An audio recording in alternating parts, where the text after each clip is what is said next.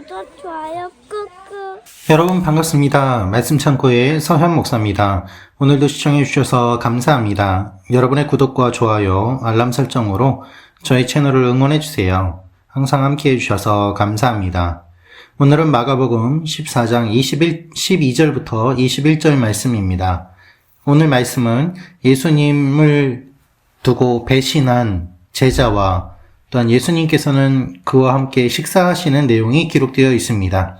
마지막 만찬 가운데 어떤 이야기가 나오는지 주님의 마음을 함께 묵상해 보기 원합니다. 12절부터 말씀입니다. 무교절 첫날 유월절 양을 잡는 날에 제자들이 예수께 물었습니다. 우리가 주를 위해 어디에 가서 유월절 음식을 준비하는 것이 좋겠습니까? 그러자 예수께서 제자 두 사람을 보내시며 말씀하셨습니다. 성 안으로 들어가면 물동이를 메고 가는 사람을 만날 것이다. 그를 따라가거라. 그가 어디로 들어가든지 그 집주인에게 선생님께서 제자들과 함께 유월절 음식 먹을 방이 어디냐고 물으십니다. 라고 말하라. 그가 잘 마련해 놓은 넓은 다락방을 보여줄 것이다. 거기에다 우리를 위해 음식을 준비해 두라. 제자들이 떠나 성 안으로 들어가 보니 모든 것이 예수께서 말씀하신 그대로였습니다. 그리하여 그들은 유월절을 준비했습니다. 그날 저녁이 되자 예수께서 12제자들과 함께 그 집에 도착하셨습니다. 함께 식탁에 기대어 음식을 나누는 동안 예수께서 말씀하셨습니다. 내가 너희에게 진실로 말한다. 너희 가운데 하나가 나를 배반할 것이다. 그가 지금 나와 함께 먹고 있다. 그들은 슬픔에 잠겨 한 사람씩 예수께 물었습니다. 설마 저는 아니지요? 예수께서 대답하셨습니다. 12명 가운데 한 사람이다. 지금 나와 한 그릇에 빵을 찍어 먹는 사람이다. 인자는 자신에 대해 성경에 기록된 대로 가겠지만 인자를 배반하는 그 사람에게는 화가 있을 것이다. 그는 차라리 이 세상에 태어나지 않았더라면 좋았을 것이다. 여러분, 오늘 말씀을 보면 예수님께서 유월절을 준비하시는 내용이 기록되어 있습니다. 예수님께서 유월절을 준비하시는데 이 이야기는 무엇을 의미하는가 하면 예수님의 제자들은 유월절을 준비하지 않았다는 데 있습니다. 예수님께서 직접 유월절을 준비하셨습니다. 예수님의 제자들은 아직도 예수님이 어떠한 길을 걸으시는지 제대로 알지 못하고 있습니다. 우리가 주를 위해 어디에 가서 유월절 음식을 준비하는 것이 좋겠습니까? 라고 주님을 위한다고 물어보지만 예수님께서는 이미 모든 것을 예비해 두셨습니다. 여러분, 우리가 하나님을 위해 무엇인가 한다고 하지만 사실 하나님이 우리를 위해 하시는 것이 훨씬 더 많이 있습니다. 우리는 주님을 위해서 무엇인가 한다고 하지만 사실 하나님이 우리를 위해서 하시는 것을 따라갈 수가 없습니다. 이것이 주님의 사랑이고 주님의 은혜입니다. 그러나 이 은혜에 우리는 최선을 다해서 반응해야 하는 것이지요. 마가는 이 날을 양 잡는 날이라고 부릅니다. 출애굽기 12장 6절에 따르면 유월절이 시작되는 니산월 14일 저녁에 양을 잡습니다. 유월절에 양을 잡으면 해가 진 후에 유월절 식사를 하게 됩니다. 이제 유월절을 준비하는 것입니다. 예수님께서 잡히시고 돌아가시는 그날이 유월절과 관계가 있다는 것은 무엇을 의미할까요? 예수님께서 유월절 어린 양이 되신다는 것입니다. 양이 피를 흘림으로 구원을 받게 되는 것처럼 예수 그리스도께서 어린 양이 되셔서 그 피를 흘리심으로 우리 모두를 구원해 주시는 그 일이 일어남을 주님께서 말씀하시는 것입니다. 출애굽기에서는 양을 잡았지만 이제는 예수님께서 직접 피를 흘리시는 일이 일어날 것입니다. 예수님은 성 안으로 들어가서 물동이를 메고 가는 사람을 만날 것이니 그를 따라가라고 말씀하십니다. 그리고 예수님께서는 제자들에게 어떻게 해야 되는지를 다 말씀해 주십니다. 이것을 보면 예수님께서 다 준비하셨음을 알 수 있습니다. 큰 다락방이 있는 집은 비교적 부유한 집이었습니다. 아마도 이 다락방이 마가의 어머니 마리아의 다락방일 수도 있습니다. 그렇게 된다면 이것은 이미 예수님께서 성령님께서 임하시는 그 사도행전의 사건이 일어날 장소까지도 준비하시고 관계가 있는 그 관계를 다 맺으셨음을 우리가 알 수 있는 것이죠. 그래서 그가 마련해 놓은 넓은 다락방을 보여줄 것이다 라고 말씀하십니다. 성찬을 진행하는 다락방이 성령이 임하시는 다락방이 되는 것을 우리가 볼 수 있습니다. 우리 개념의 다락방은 낮거나 협소한 공간으로 여겨지지만 꽤 넓고 큰 방을 의미합니다. 사도행전에서는 휘페로온이 사용되었는데 의미상으로 큰 차이는 없습니다. 식사를 준비하고 제자들이 모이고 예수님께서 마지막으로 말씀을 가르치실 이 마지막 성찬을 하시는 그 자리를 주님이 직접 준비하셨다는 것입니다. 제자들이 떠나 성 안으로 들어가 보니 모든 것이 예수님께서 말씀하신 그대로였습니다. 그래서 그들은 유월절을 준비했습니다. 예수님이 말씀하시지 않았다면 이들은 유월절을 제대로 준비하지 못했을 것입니다. 결국 제자들은 아무것도 하지 못하고 예수님께서 모든 것을 하셨음을 보게 됩니다. 그리고 예수님은 12제자들과 함께 그 집에 도착하셨습니다. 자, 여러분, 배경이 준비되었습니다. 이 배경을 하나님께서 준비하십니다. 여러분, 보이지 않는 곳에서 주님께서 준비하시고 그것을 우리에게 주시는 은혜. 하나님은 보이지 않는 곳에서 우리를 위하여 일을 하시고 무엇보다도 하나님의 일은 보이지 않는 곳에서 이루어지고 시작됩니다. 그래서 우리는 보이지 않는 것을 보기 위해서 기도하는 것입니다. 사랑하는 말씀 창고 가족 여러분, 이 마지막 성찬을 주님께서 어떻게 준비하시고 이끌어 가시는지 이 흐름을 우리가 볼 필요가 있는 것이죠. 예수님께서 식사하시는 가운데 갑자기 말씀을 하십니다.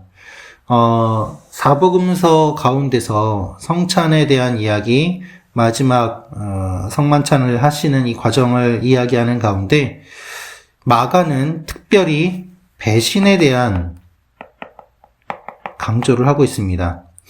다른 복음서 같은 경우에는 성찬을 어떻게 나누고 예수님께서 떡을 떼어 주시고 잔을 나누어 주시고 하시는 이러한 내용들을 묘사하고 있지만 예수님께서는 그것 말고 배신에 관한 이야기를 하시는데 마가는 그 이야기를 더 강조하고 있는 것입니다.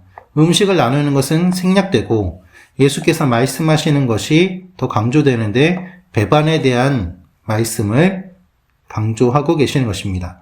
그가 지금 나와 함께 먹고 있다라고 말씀하십니다. 이 말씀 가운데서 우리가 볼 수 있는 것은 무엇인가 하면 지금 예수님은 가족 대신 제자들과 유월절 식사를 하십니다. 그래서 제자들 가족으로 간주하시는 것이죠. 여러분, 육신의 가족이 아니라 예수님께서는 영적 가족으로 제자들을 가족으로 여겨주십니다. 그런데 이런 가운데서 제자가 배신을 합니다.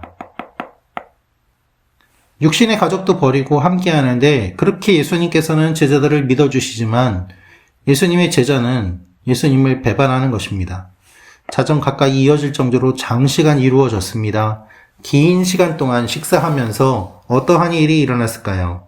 이 긴 시간 동안 자신을 돌아보고 주님과 관계를 맺는 그러한 시간을 가졌던 것입니다. 예수님께서는 함께 식사하는 제자들 중 한 명이 당신을 배신하리라고 말씀하십니다. 이 말씀은 내가 신뢰하여 내 떡을 나눠 먹던 나의 가까운 친구도 나를 대적하여 그의 발꿈치를 들었나이다. 시편 41편 9절 말씀을 연상시킵니다. 그래서 함께 식사하던 제자가 당신을 배신할 것을 아시고 말씀하십니다. 예수님의 고난과 죽음이 이사야 본문이 말하는 것처럼 많은 사람의 죄를 대속하기 위한 것임을 암시하시는데요. 예수님께서는 배신자가 누구인지를 알고 계셨습니다. 그런데 이 이야기를 듣고 그들은 슬픔에 잠겨 한 사람씩 예수께 물어봅니다. 설마 저는 아니지요? 왜 이런 이야기를 했을까요? 나만 아니면 되는가? 라는 생각을 우리가 하게 됩니다.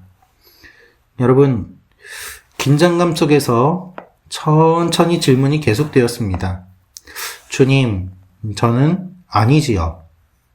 한 사람 한 사람이 예수님께 이 질문을 하는 가운데 예수님의 표정과 제자들의 표정이 어떠하였는지 묵상하면서 생각해 보십시오. 이 표현이 사용된 곳은 이 구절이 유일합니다. 한 사람씩 한 사람씩 예수님의 얼굴을 바라보면서 이야기할 때 유다의 얼굴은 어떠하였겠습니까? 예수님께서는 대답하셨습니다. 12명 가운데 한 사람이다. 지금 나와 한 그릇에 빵을 찍어 먹는 사람이다. 이것은 무엇인가 하면 가족으로 사랑하는데 이 사랑을 배신하는 사람이 여기 있다는 것입니다. 얼마나 슬픈 일입니까? 예수님께서는 이렇게 말씀하십니다. 그는 차라리 이 세상에 태어나지 않았더라면 좋았을 것이다. 저주의 메시지처럼 보이지요. 매우 심한 말씀을 하는 것처럼 보입니다. 그런 종류의 사람은 태어나지 않았으면 좋았을 것이다. 엄청난 배반의 죄를 저지르게 되는 사람은 아예 존재하지 않은 것이 더 나았음을 강조하기 위한 표현입니다. 안타까움을 표현합니다. 예수님께서는 그를 보시고 안타까우셨던 것입니다. 당신을 배신하는 자에게는 화가 있다고 명하십니다. 유다가 배신하지 않았어도 예수님은 대속을 위한 수단을 당하셨을 것입니다. 사람들은 이야기합니다. 유다에게는 죄가 없다라고 말입니다. 왜 그런 이야기를 할까요? 오늘 이 말씀처럼 유다가 배신하지 않았어도 누군가가 예수님을 배신하였을 것이고 어차피 유다는 그 역할을 한 것뿐 아닌가라는 이야기를 많이 하는 것이죠. 여러분, 이것은 인간적인 생각입니다. 예수님의 말씀은 하나님의 계획과 인간의 책임 중 어느 것도 부정하지 않습니다. 유다는 선택하였습니다. 오늘 말씀을 보면 성찬식에서 성찬보다 배신을 강조하는 것이 마가의 특징이라고 말씀드렸습니다. 그런데 왜 유다가 죄가 있다고 저는 주장을 하는가? 이미 유다는요, 예수님을 팔았습니다. 그렇죠? 로마 군인들이 오는 것을 이제는 막을 수가 없습니다. 당시에 핸드폰이 있는 것도 아니었고 유다가 내가 중간에 마음이 바뀌었으니까 로마 군인들, 제사장들 이제 취소. 나는 예수님 팔지 않겠습니다. 내가 받은 거 돌려주겠습니다. 이거 없던 일로 합시다. 그렇게 돌이킬 수가 없는 것입니다. 로마 군인들이 오는 것을 막을 수 없습니다.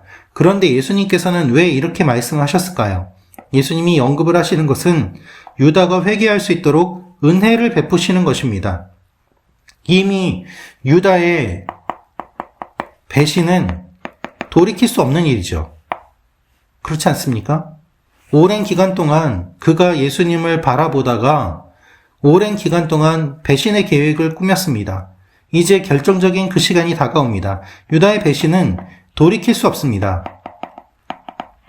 그러나 긴 시간 예수님과 식사하면서 회개의 기회는 예수님께서 계속해서 주시는 것입니다.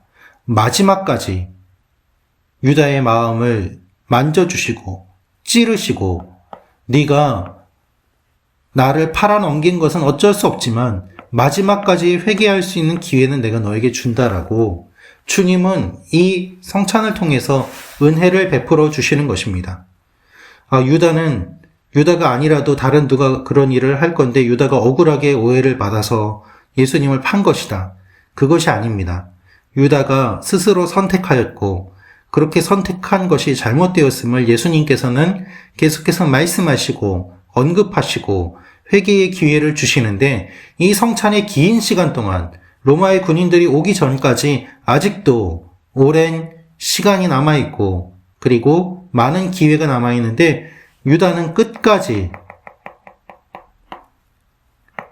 회개하지 않은 것이죠. 그래서 그의 책임이 있음을 부정할 수 없습니다.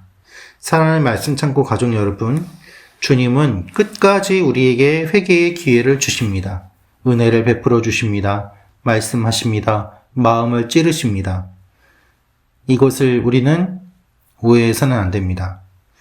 오늘 이 말씀은 무엇을 의미합니까? 우리를 죽기까지 사랑하시는 주님의 마음, 그 마음이 우리에게 주어지는 것, 그것을 묵상하며 주님 앞에 나아가는 하루가 되기를 원합니다. 기도하겠습니다. 아버지 하나님, 우리에게 회개의 기회를 주시는 주님, 회개하게 하시고 주님과 동행하게 하시고, 주님, 저는 아니지요 발뺌하는 것이 아니라 주님 앞에 책임을 다하며 나아가는 하나님의 사람들이 되게 하여 주옵소서. 예수님의 이름으로 기도합니다. 아멘.